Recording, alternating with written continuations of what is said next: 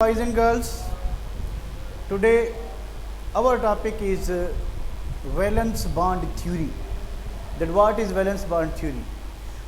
ये टॉपिक है कि theories of covalent bond. There are two theories of covalent bond. Theories of covalent bond. There are two theories of covalent bond. One is valence bond theory. Other is molecular orbital theory. We will discuss only valence bond theory कि valence bond theory क्या होती है. ठीक है, देखिए जो Levi's concept था, Levi's concept जो कोवेलेंट बॉन्ड का है उसमें कुछ लिमिटेशंस हैं, कुछ खामियां हैं. लेविस कॉन्सेप्ट सिर्फ हमें ये बता रहा है कि अ covalent bond is found by the sharing of electron. अब वो जो शेयर्ड पेयर है वो स्पेस में किस जगह पे होता है हमें वैलेंस बॉन्ड थ्योरी बताएगी. शेप ऑफ द मॉलिक्यूल को, बॉन्ड लेंथ को. अच्छा, लेविस कॉन्सेप्ट ये तो बता रहा है कि दो bonded atoms electron pair share करें. अब बॉन्ड लेंथ क्या होगी, बॉन्ड डिस्टेंस कितना होगा, बॉन्ड एंगल कितनी होगी, उसका पता हमें लेविस कॉन्सेप्ट नहीं चलता, हमें वैलेंस बॉन्ड थ्योरी बताएगी. उसके बाद कोवेलेंट बॉन्ड स्ट्रांग बन रहा है या कोवेलेंट बॉन्ड वीक बन रहा है, हमें लेविस कॉन्सेप्ट नहीं बताता, पर हमें वैलेंस बॉन्ड थ्योरी बताएगी. चलिए हम डिस्कस करते हैं what is valence bond theory. Valence bond theory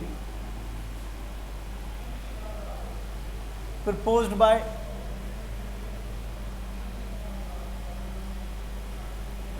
by Hitler in London in 1927. Later on, further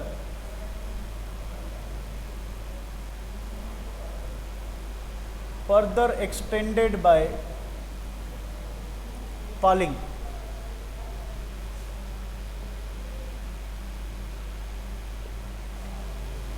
कि वैलेंस बॉन्ड थ्योरी को सबसे पहले हिटलर और लंदन ने एक्सप्लेन किया था. किस लिए एक्सप्लेन किया था वो हम बताते हैं. ठीक है, और लेटर ऑन इसको पॉलिंग ने जो है वो फर्दर एक्सप्लेन किया. ठीक है, valence bond theory it tells us about number one, how covalent bond is formed. How covalent bond is formed कि covalent bond कैसे बनता है, नंबर पहली बात. दूसरी बात, बॉन्ड लेंथ कितनी होगी. तीसरी बात, strength of covalent bond.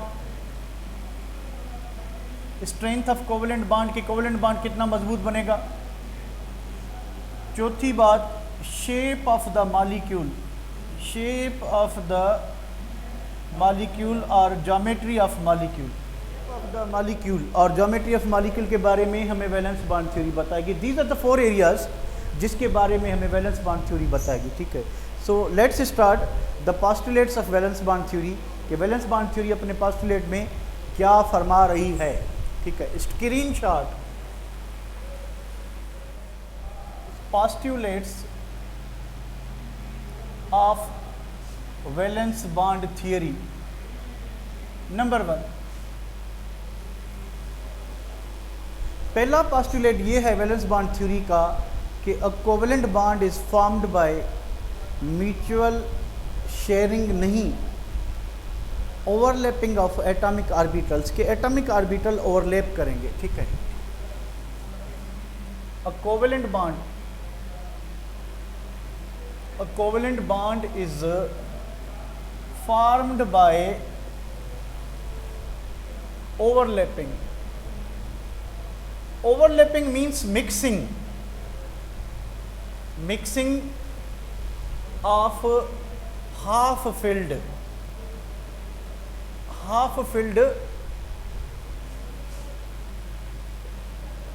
orbitals.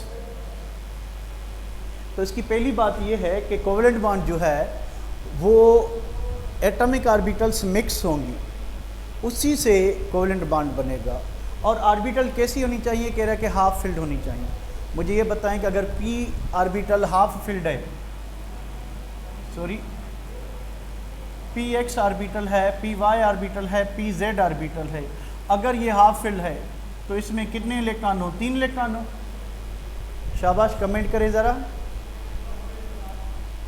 Comment करें ज़रा कि अगर px, py, pz half filled है तो इसमें कितने इलेक्ट्रॉन होंगे? 3 इलेक्ट्रॉन होंगे। सही है? Yes, very good, very good, very good. चलें अब थोड़ा अपालीज एस्क्यूलेशन प्रिंसिपल को भी याद कर लें। ठीक है कि N orbital can not accommodate more than 2 electrons, के ऑर्बिटल में 2 से ज़्यादा इलेक्ट्रॉन नहीं हो सकते। तो 3 कहाँ से आएंगे? px एक ऑर्बिटल है, इसमें 2 ही इलेक्ट्रॉन आएंगे। कह रहा है कि ये हाफ फिल्ड होनी चाहिए। अगर ये कोवेलेंट बॉन्ड बनाना चाहते हैं तो एलिमेंट के पास हाफ फिल्ड ऑर्बिटल हों। ठीक है, the covalent bond is formed by overlapping or mixing of half filled atomic orbitals. 2 orbitals should have parallel spin before overlapping,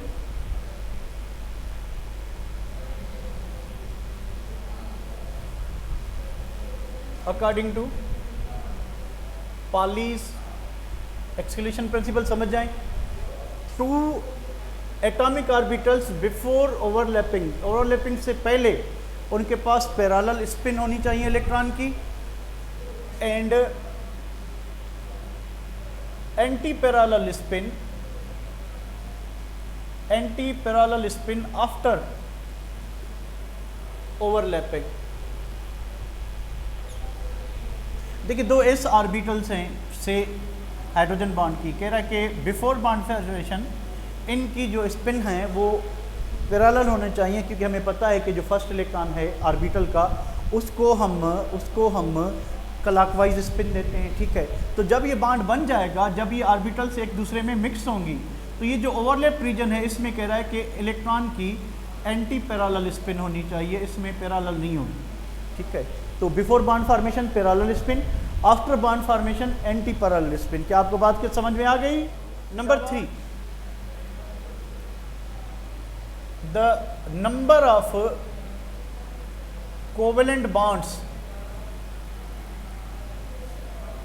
formed by an element depends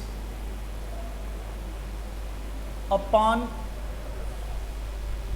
the number of unpaired electrons। के element के पास कितने unpaired electrons हैं? Depends upon the number of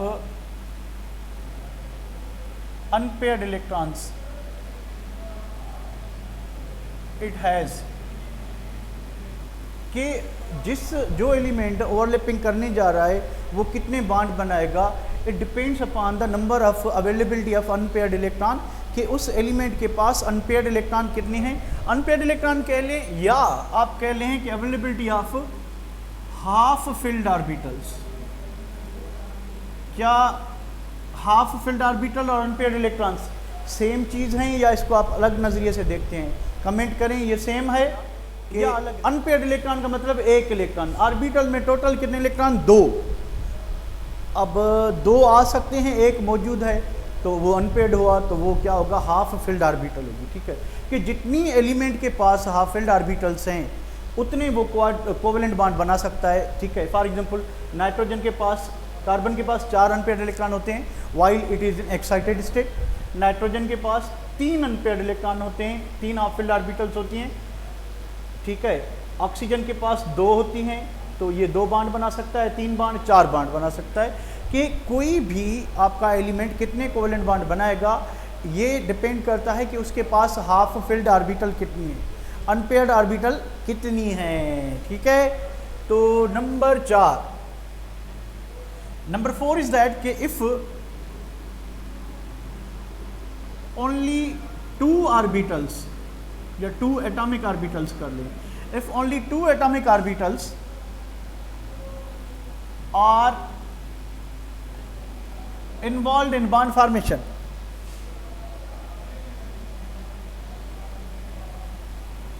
then there will be dash bond. बताएं कौन सा bond होगा? शाबाश, fill in the blank. Single bond होगा, डबल बॉन्ड होगा या ट्रिपल बॉन्ड होगा? क्योंकि दो हाफ फिल्ड ऑर्बिटल हैं, यानी दो अनपेयर्ड इलेक्ट्रॉन, एक एलिमेंट के पास अनपेयर्ड इलेक्ट्रॉन, दूसरा दूसरे के पास, तो ये मिला के एक पेयर बनेगा। और जब एक पेयर शेयर होगा, दो ऑर्बिटल्स मिक्स होंगी तो सिंगल कोवेलेंट बॉन्ड बनेगा। ठीक है, single covalent bond, there will be single covalent bond. The overlapping of additional orbitals, the overlapping of additional orbitals form कौन सा बॉन्ड बनेगा? शाबाश, कमेंट करें कौन सा बॉन्ड बनेगा अगर दो से ज्यादा ऑर्बिटल ओवरलैप करती हैं? शाबाश, मल्टीपल कोवेलेंट बॉन्ड। शाबाश शाबाश मेरे बच्चों, देखो आप कितने टैलेंटेड बन गए हो। ठीक है, तो इस तरह से मल्टीपल कोवेलेंट बॉन्ड बनेगा। Number 5, a covalent bond is only form when orbitals to be overlapped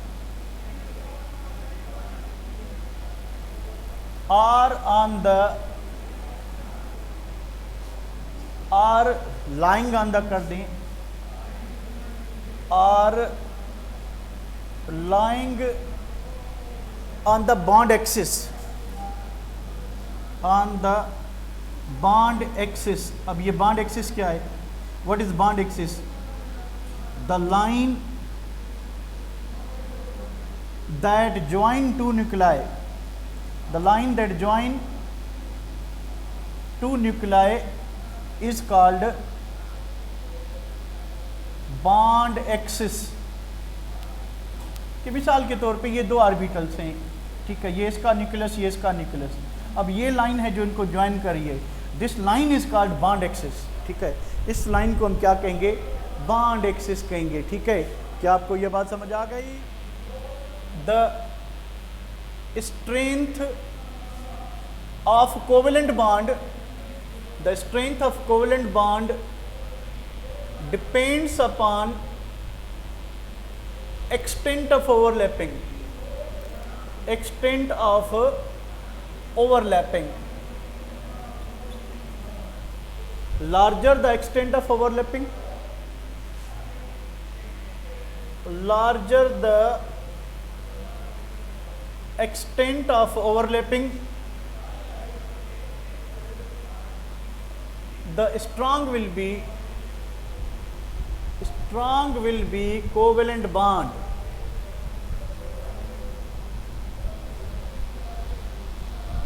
अब कह रहा है कि जब ऑर्बिटल्स जो हैं ओवरलैप करती हैं, अब ओवरलैप करेंगी तो ये ओवरलैप रीजन कहाँ होगा? न्यूक्लियस के बीच में होगा, बॉन्ड एक्सिस पे होगा, जो हमने बात की कि वो लाइन जो न्यूक्लियस को जो ज्वाइन करती है, that is called bond axis.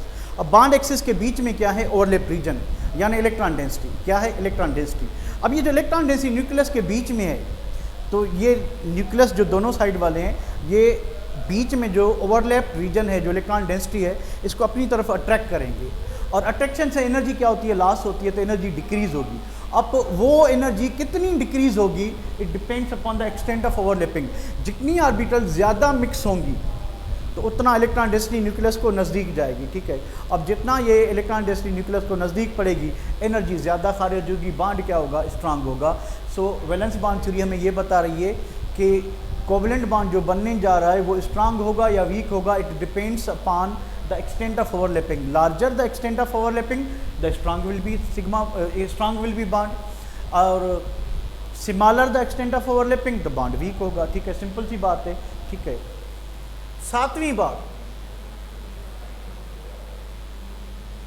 the overlapping or shared pair, यानी जो इलेक्ट्रॉन डेंसिटी ऑर्बिटल ने ओवरलैप की है, ठीक है, the overlapping or the shared pair should be localized between two bonded atoms. कि ये जो एक्सटेंट ऑफ ओवरलैपिंग है, जो इलेक्ट्रॉन डेंसिटी दो बॉन्डेड एटम्स ने शेयर किया है, वो सिर्फ दो न्यूक्लियस के बीच में हो, वो बॉन्ड एक्सिस पे ही हो, तो सिर्फ बॉन्डिंग जो न्यूक्लियस हैं, bonding atoms, repulsive forces, these overlapped orbitals are responsible for repulsive forces to nearby other orbitals. Number 9, अब सिंपल सी बात है कि ये जो मिसाल के तौर पे ये मीथेन है, एक बॉन्ड यहाँ पे बना है, ये आपकी जो है ओवरलैप रीजन हो गया, दूसरा यहाँ पे है, तीसरा यहाँ पे है, चौथा यहाँ पे है। कह रहा ये जो इलेक्ट्रॉन पेयर है, ये जो इलेक्ट्रॉन डेंसिटी कार्बन और हाइड्रोजन ऑर्बिटल ने शेयर की है, ये इस बॉन्ड पेयर को क्या करेगी, रिपेल करेगी, और इस रिपल्शन की वजह से मॉलिक्यूल के इलेक्ट्रॉन्स कहीं ना कहीं खुद को अरेंज करेंगे, उससे मॉलिक्यूल का शेप जनरेट होगा। ठीक है, अब नवीं और आखिरी बात ये है, नवीं और आखिरी बात क्या है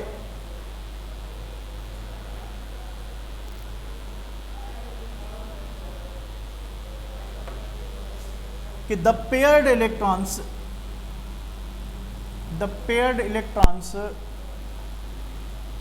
cannot undergo overlapping,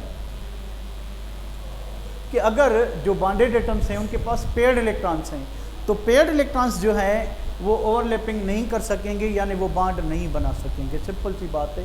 तो ये इस थ्योरी को एक्सप्लेन करने के लिए 9 पॉइंट्स थी।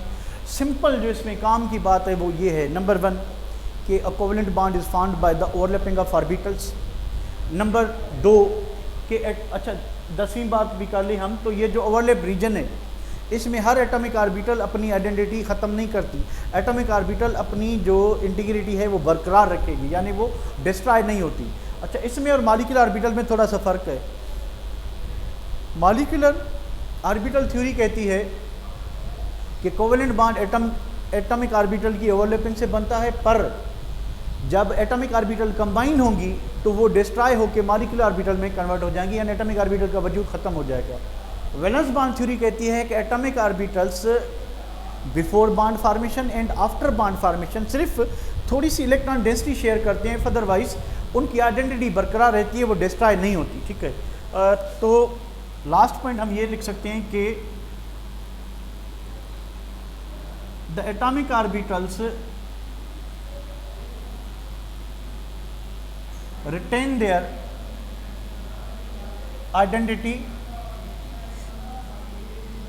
even after bond formation,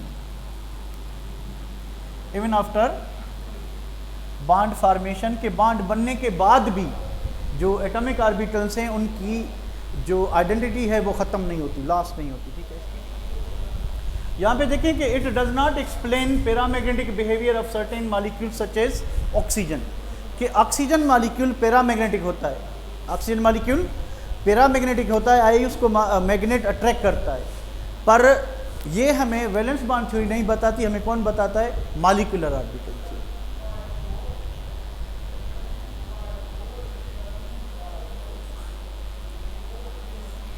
बस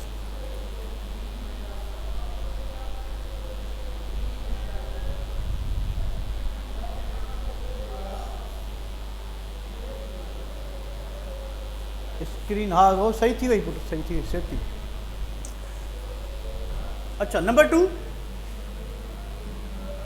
it does not explain formation of coordinate covalent bond, coordinate covalent bond.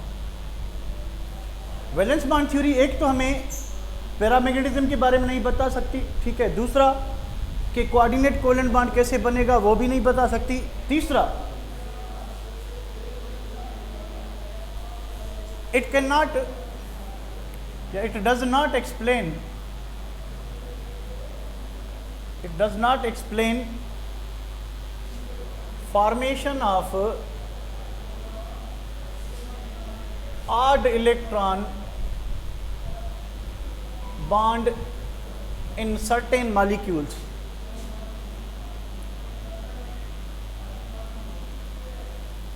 For example, hydrogen +1 molecule, ठीक है, इसके अंदर हाफ बॉन्ड होता है, ठीक है, वो ये नहीं बताती, ठीक है। उसके बाद नंबर चौथी बात करें, it does not explain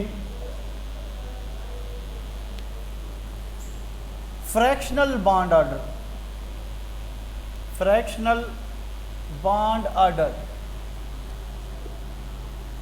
It does not explain why it is not possible to construct helium molecule, कि हम helium molecule, neon molecule, argon molecule क्यों नहीं बना सकते। हमें मॉलिक्यूलर ऑर्बिटल थ्योरी बताएगी, पर वैलेंस बॉन्ड थ्योरी हमें नहीं बताती कि ये बॉन्ड क्यों नहीं बनते। अच्छा, वैलेंस बॉन्ड थ्योरी एक सेंस में बता रही है कि ये काट देता हूँ, बता रही है, हमने पढ़ा था इसके पास्टुलेट में कि जिनके पास पेयर्ड इलेक्ट्रॉन होंगे वो कोवेलेंट बॉन्ड नहीं बना सकते, वो ओवरलैपिंग नहीं कर सकते, ठीक है। तो ये अपनी जगह पे सही है। So these are the 4 defects. Screenshot लें।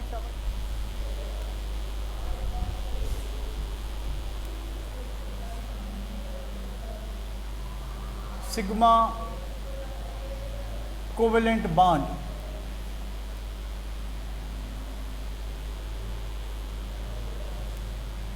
डेफिनेशन इसकी ये है कि a covalent bond formed by overlapping of, या इसको ओवरलैपिंग को क्या लिखे हम के हेड ऑन ओवरलैपिंग और linear overlapping, found by linear और हेड ऑन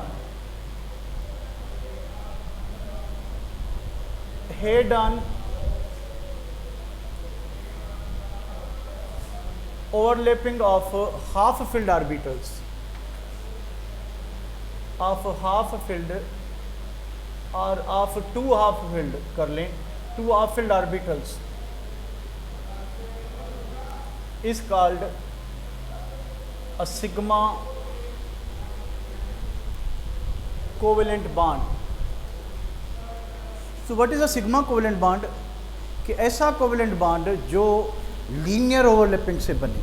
लीनियर, 2 एटम जब भी फर्स्ट बॉन्ड बनाएंगे, जो पहला बॉन्ड होगा वो सिग्मा बॉन्ड होगा। जब दूसरा बॉन्ड बनाएंगे, यानी ओनली 2 एटॉमिक ऑर्बिटल्स ओवरलैप कर रही हैं, तो सिंगल बॉन्ड होगा, और single bond is always sigma bond. अगर 4 ऑर्बिटल्स ओवरलैप कर रही हैं तो there will be double covalent bond. Multiple covalent bond में सिग्मा बॉन्ड एक ही होगा। अगर 6 ऑर्बिटल्स, 3 एक एटम की, 3 दूसरे की ओवरलैप कर रही हैं, तो there will be triple covalent bond. Triple covalent bond में भी सिग्मा एक ही होगा। और दूसरी बात कि पाई बॉन्ड सिग्मा बॉन्ड के सिवा नहीं रह सकता, बन ही नहीं सकता। पहला सिग्मा बॉन्ड बनेगा, उसके बाद जो है वो पाई बॉन्ड बनेंगे, ठीक है। तो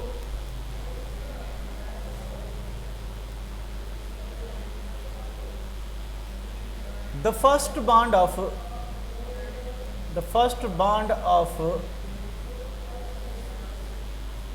any molecule, welcome back guys, देखिए every single bond has one sigma bond, every multiple bond has only one sigma bond। तो अगर हमारे पास डबल बॉन्ड है तो उसमें एक सिग्मा होगा, एक पाई होगा।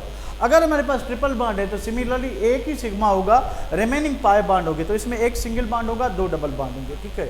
अच्छा, तो every multiple bond has only one sigma bond. उसके बाद what is pi covalent bond? Pi covalent bond क्या है?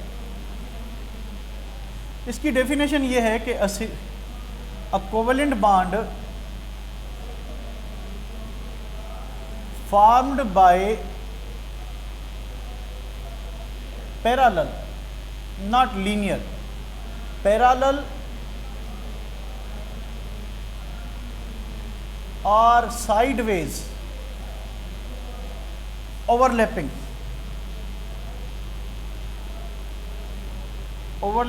of half-filled atomic orbitals. Atomic orbitals is called a pi covalent bond. कि अगर दो एटम ऑलरेडी एक सिग्मा बॉन्ड बना चुके हैं और उन्हीं दोनों एटम्स के पास स्टिल एक एक या दो दो ऑर्बिटल्स और हैं जो हाफ फिल्ड हैं, तो वो डबल बॉन्ड या ट्रिपल बॉन्ड बना सकते हैं। अगर किसी एटम के पास एक ही अनपेयर्ड ऑर्बिटल है तो वो सिर्फ और सिर्फ सिंगल और सिग्मा बॉन्ड बनाएगा। अगर दोनों बॉन्डिंग एलिमेंट्स के दरमियान जो एटम्स बॉन्ड बनाने जा रहे हैं दोनों के पास दो दो अनपेयर्ड इलेक्ट्रॉन हैं, दो दो हाफ फिल्ड ऑर्बिटल्स हैं, तो वो पहले सिग्मा बॉन्ड बनाएंगे, उसके बाद दूसरा जो बॉन्ड बनेगा वो पाई बॉन्ड बनेगा। अगर दोनों के पास तीन तीन हाफ फिल्ड ऑर्बिटल्स हैं तो पहला बॉन्ड सिग्मा बनेगा, बाकी वाले दो बॉन्ड पाई बॉन्ड बनेंगे। ठीक है, तो पाई बॉन्ड जो है वो पैरेलल ओवरलैपिंग से बनता है। लीनियर और पैरेलल क्या होती है वो भी हम देखते हैं। अच्छा, उसके बाद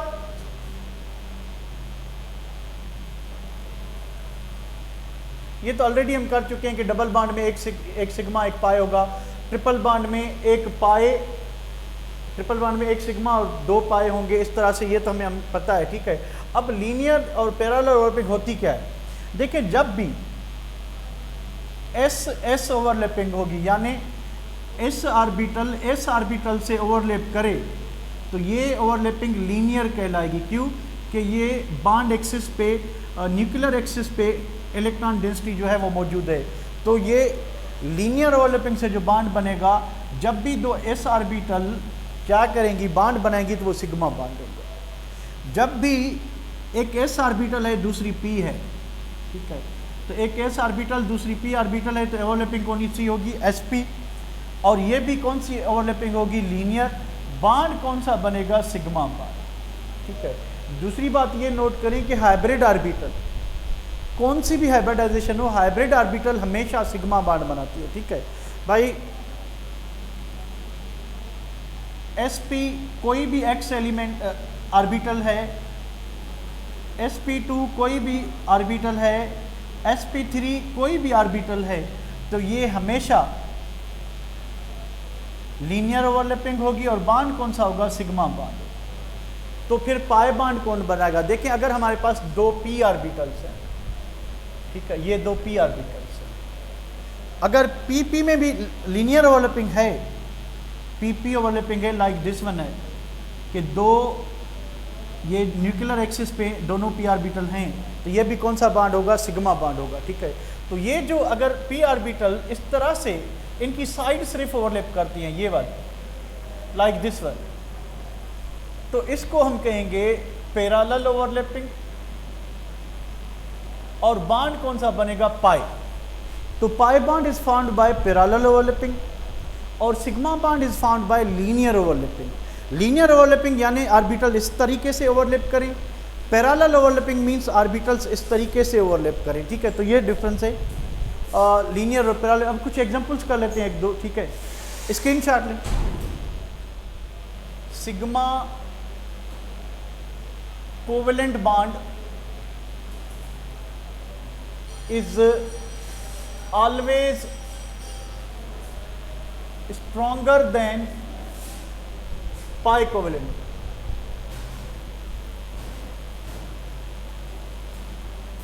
अब इसका क्या रीज़न है कि सिग्मा बॉन्ड जो है वो स्ट्रॉन्गर देन पाई बॉन्ड,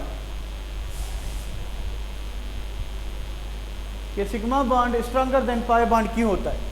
अब इसको बात को समझने की कोशिश करें। ये p ऑर्बिटल है, लीनियर ओवरलैपिंग, ये आपका न्यूक्लियस, ये हाफ फिल्ड ऑर्बिटल्स। ठीक है, और ये इलेक्ट्रॉन डेंसिटी जो इन्होंने शेयर की between the nucleus, one nucleus other nucleus, in between क्या है? जो इन्होंने इलेक्ट्रॉन डेंसिटी शेयर की यानी ऑर्बिटल्स ओवरलैप की। ठीक है, अच्छा आए पाई बॉन्ड की तरफ कि ये सिग्मा बॉन्ड ऑलरेडी बना हुआ है,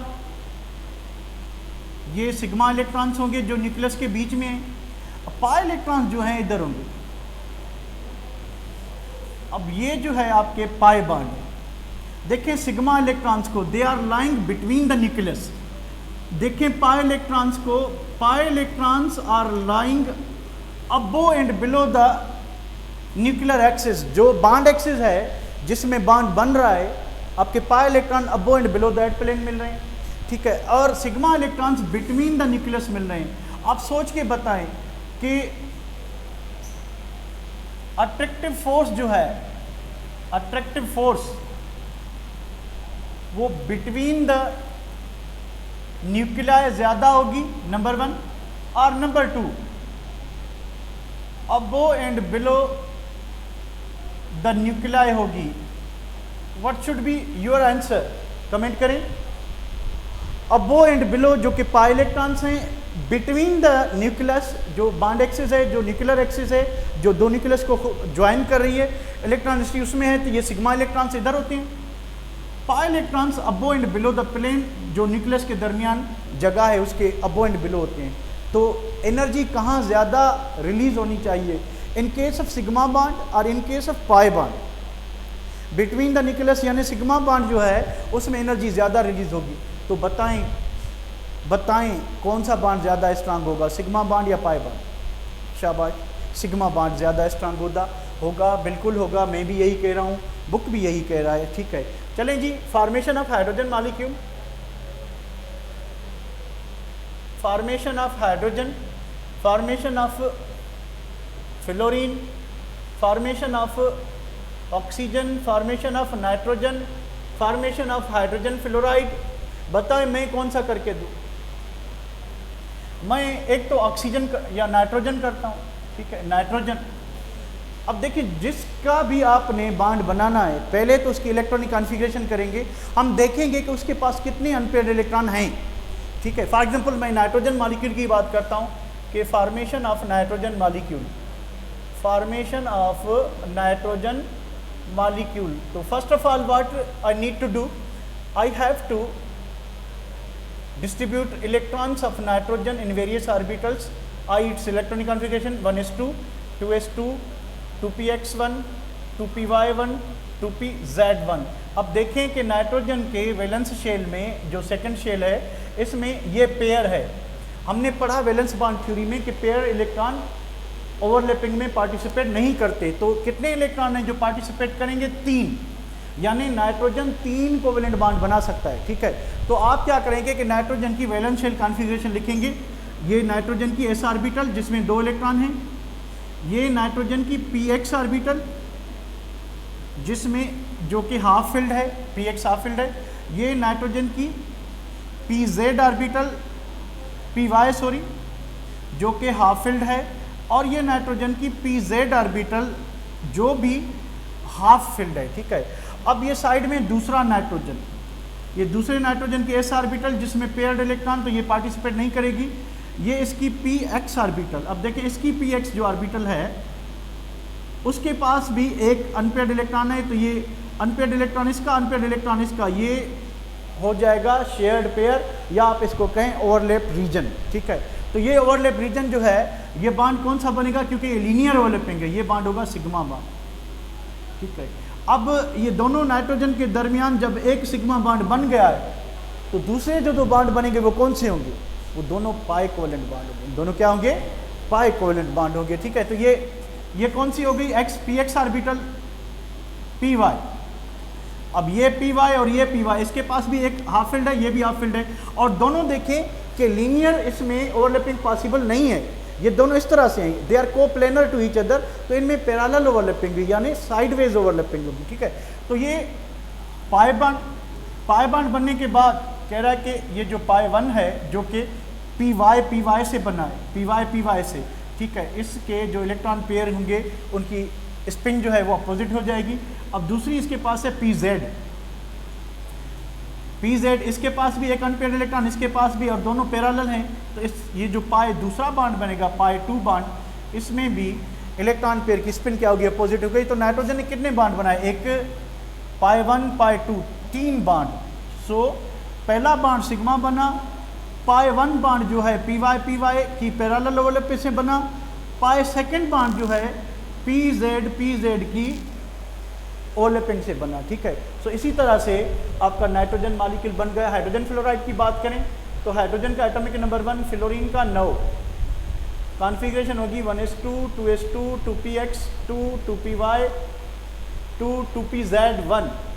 सो इसके पास एक अनपेयर्ड इलेक्ट्रॉन, हाइड्रोजन के पास भी एक अनपेयर्ड इलेक्ट्रॉन 1s1। तो हाइड्रोजन की s ऑर्बिटल और फ्लोरीन की 2pz ऑर्बिटल, यानी ये s और ये 2pz, ये आपकी हो गई 2pz। If this is a 2pz तो ये हो गई इसकी 2s, उसके बाद ये हो गई आपकी 2py और ये हो गई 2px। ओवरलैप कौन करेगी 2pz, क्योंकि इसके पास एक अनपेयर्ड इलेक्ट्रॉन है, इसके पास एक अनपेयर्ड इलेक्ट्रॉन है। तो इसका ओवरलैप रीजन जो है वो किस तरह से होगा कि ये सिग्मा बॉन्ड बन गया, ये हाइड्रोजन और ये कौन सा फ्लोरीन। अब इसकी एस ऑर्बिटल ने पार्टिसिपेट नहीं किया क्योंकि उसके पास 2 इलेक्ट्रॉन थे, px ने भी नहीं किया, उसके पास 2 इलेक्ट्रॉन थे, py ने भी नहीं किया, उसके पास भी 2 इलेक्ट्रॉन थे। सिर्फ किसने किया, pz ने, जिसके पास